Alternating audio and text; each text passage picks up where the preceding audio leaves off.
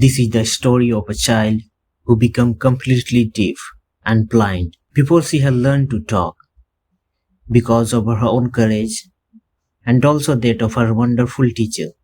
She learned to talk and write. She was able to go to school and to college and to live a full and happy life. Helen was born in 1880 in a small town in the southern US.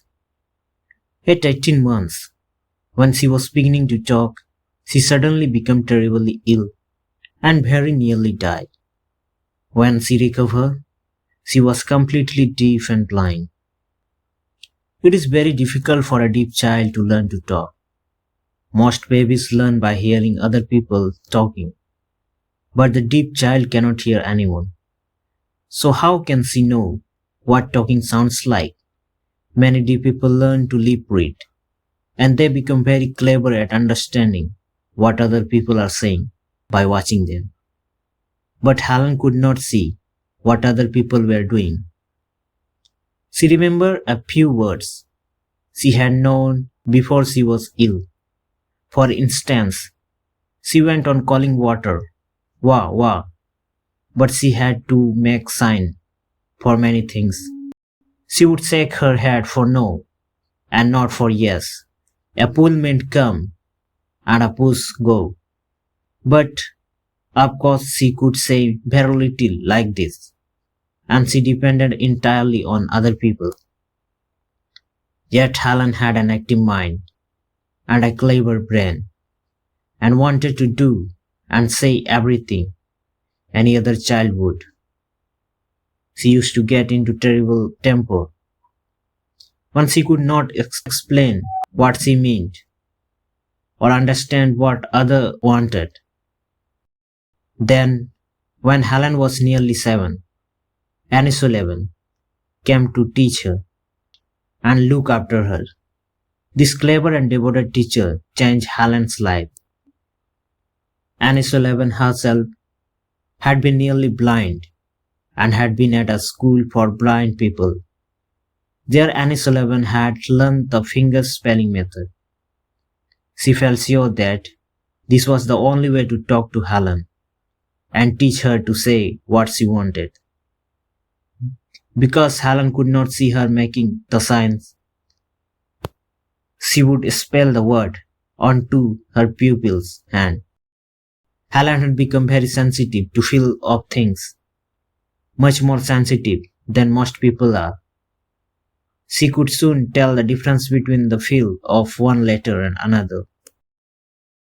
Miss Sullivan gave Helen a doll, and when she gave it, she spelled the letters doll onto Helen's hand. She did this with the name of other things, such as cake and mug. Helen obediently spelled them back, but she did not understand what it all meant. And she soon grew bored and unhappy. She would not try any more, and poor Annie Sullivan did not know what to do next. Then one day Miss Sullivan took Helen outside to the water pump. As the water spilled into Helen's mug and overflowed on her hand, Miss Sullivan spilled water on her other hand. Suddenly Helen's face lit up. She understood that water was the name of this cold wet stuff, and it came to her in a place that everything has a name. Touching her little sister, she spelled baby, which was one of the words Miss Sullivan had shown her. All that day and for days after, Helen darted from one thing to next demanding that Miss Sullivan should spell their names for her. She became so excited she could hardly control herself. At last words began to have a meaning for her. She then learned the name of actions as well as things: sit, stand, run, walk, and then description of things and actions: hard, soft, quickly, slowly. From then on she was able to learn as any child does. Only Helen spelled words with her fingers instead of saying them aloud. Although she made noises, she still could not talk. Now that she had started to learn, Helen, with her quick brain and good memory, learned very fast Indian. She learned to spell words incredibly fast, and soon she and her beloved teacher could have long conversation whenever they met. Miss Sullivan described things to her and told her what people are saying. Helen soon learned to write on a special frame with trees to keep the line straight, and later she learned to type. She began to read Bali books. The next thing was to learn to talk aloud. For this, she had a special teacher who taught her how to move her lips and tongue.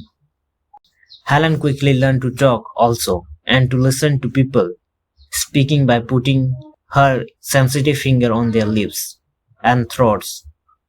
This means that she could talk with people who did not know the finger spelling method. So long as they spoke distinctly, all this was hard work, needing endless patience by both pupil and teacher, and long practice. In time, she could talk, read, and write, and even learn to speak French and German.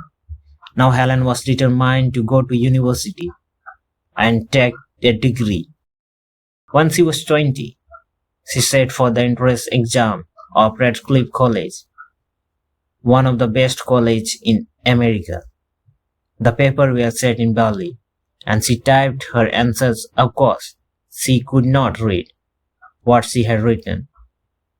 She had to take a chance that she had made no mistakes. She had no difficulty in passing the examination and entering Radcliffe. Miss Sullivan was with Helen all through her time at the university. In the end, this girl, who at 7 had lived in a dark world, unable to hear or speak, won high university honor. Throughout her life, she helped other blind people to find courage. She traveled all over the world, inspiring everyone by her example. Helen Keller lived to a ripe old age of 88. She passed away in 1968.